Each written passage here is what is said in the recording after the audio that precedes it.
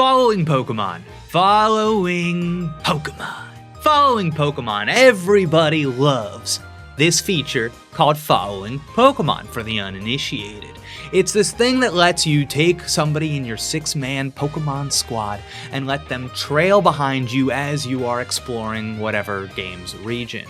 And I think when people talk about how much they love this feature, how much they appreciate this feature being in Pokemon games, I think that they're really only talking about one specific pair of games. I think most often people are referring to how the feature was implemented in Pokemon HeartGold and SoulSilver. So, okay, we're not talking about Pikachu in Pokemon Yellow because he was the only Pokemon you could have follow you. And we're not talking about Diamond and Pearl because that following mechanic was limited to a small selection of Pokemon in a small area of the map. But I think you do find a much more comparable implementation of the feature in the more modern Pokemon games. Games like Let's Go Pikachu and Eevee, Pokemon Sword and Shield, Brilliant Diamond, Shining Pearl, and Scarlet and Violet. And yet, with all of these modern Switch games in the mix, I think if you were to ask most people which Pokemon game has the best implementation of following Pokemon, I think everyone would say HeartGold and SoulSilver.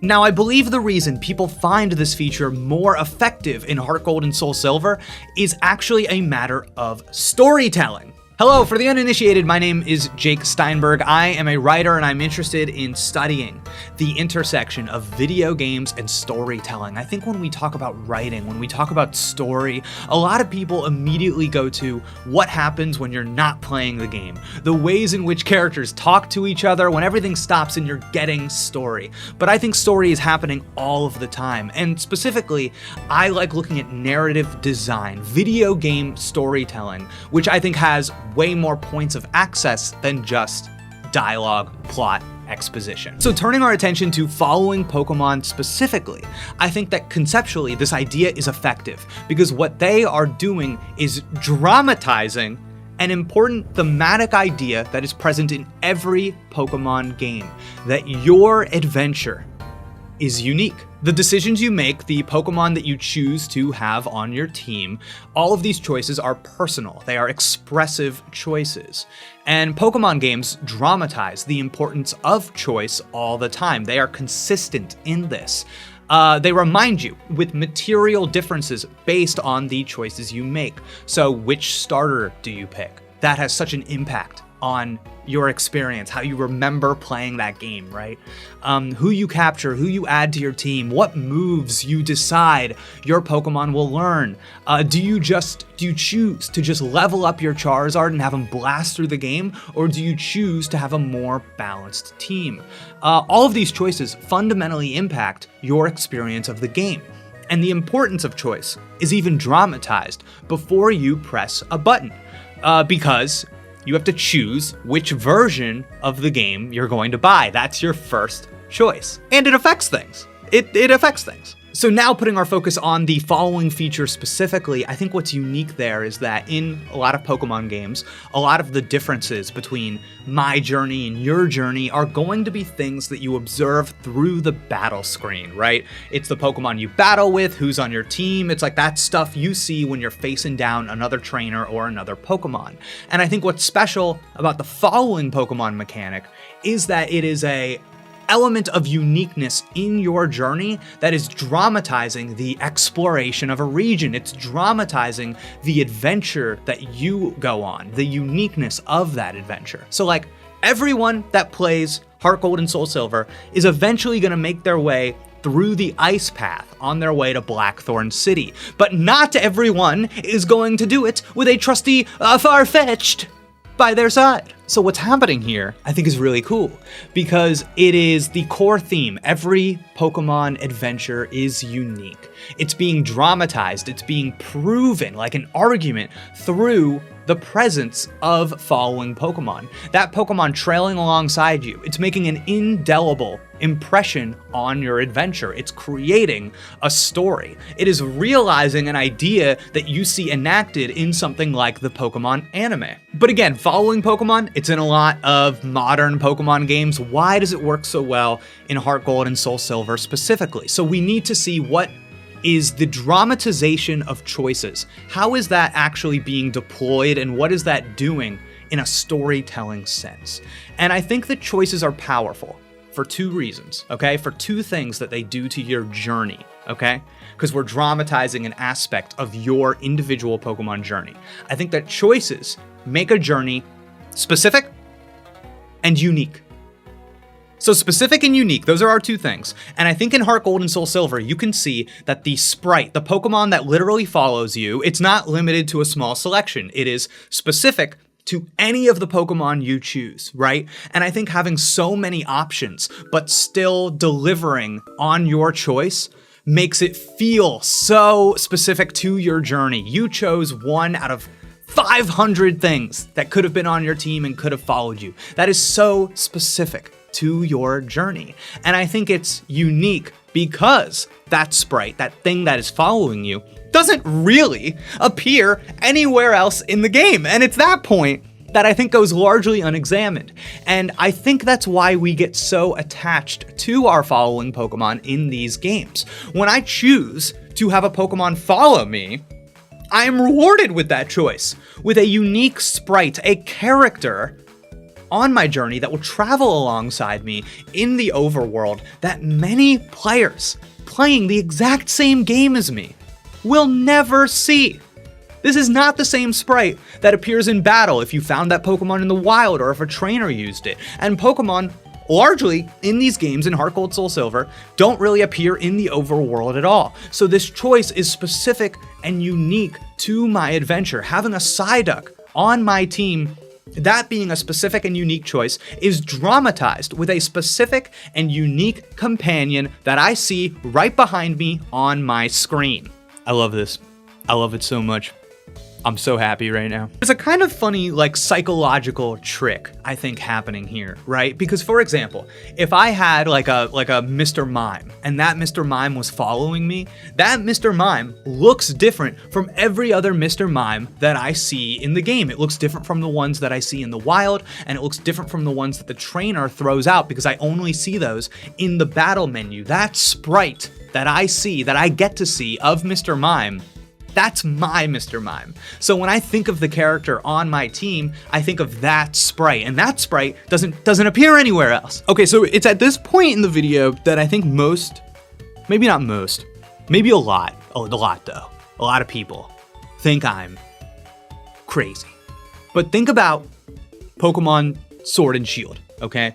I think when people criticize following Pokemon in Sword and Shield, people really focus on the fact that, like, there's some jank with the implementation of the following Pokemon. Like, the Pokemon, they don't keep up with you, or they'll, like, teleport, and that's why it's not as special as what we get in HeartGold and SoulSilver, because, like, the illusion is breaking or something.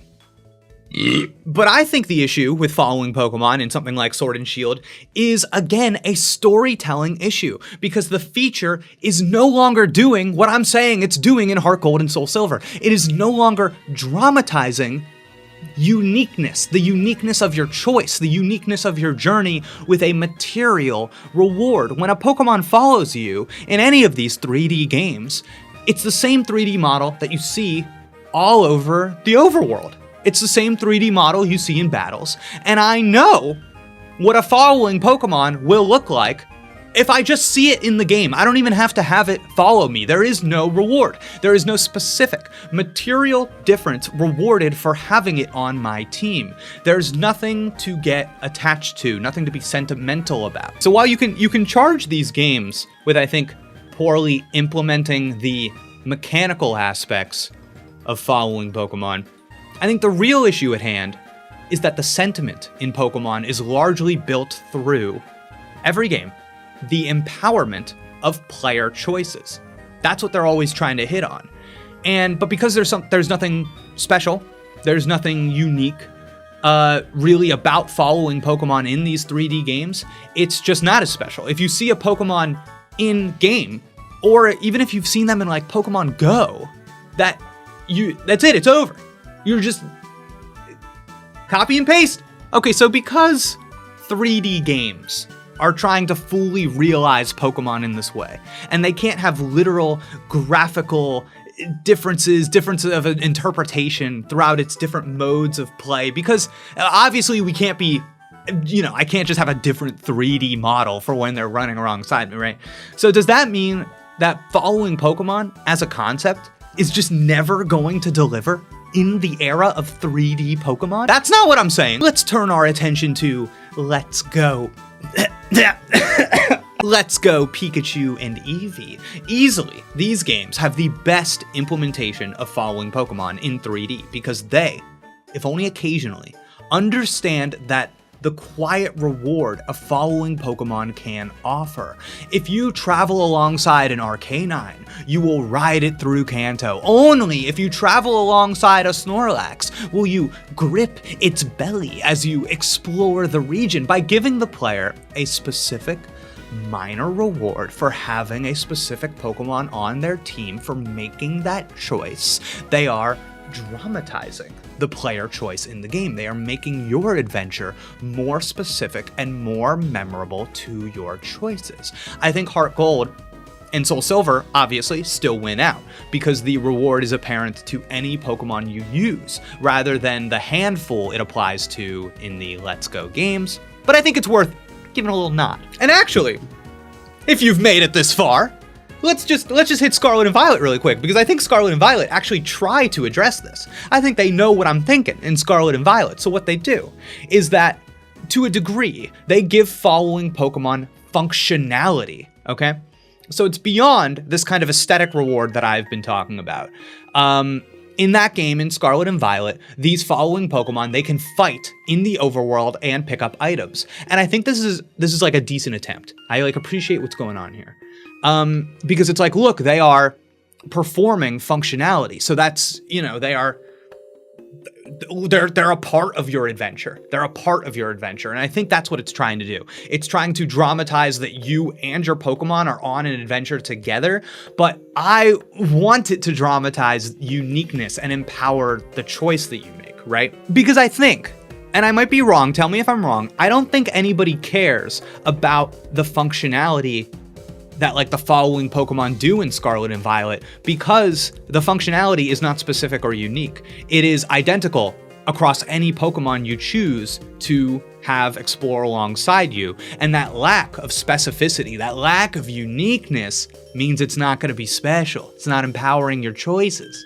So here's my thing. Ultimately, I think if the newer Pokemon games want to nail this feature, want to nail following Pokemon, it's not about improving the animations or making it so it's not as janky or whatever, making so that they can keep up. It's about finding a way to make the Pokemon, make your choices feel distinct and make them feel meaningful.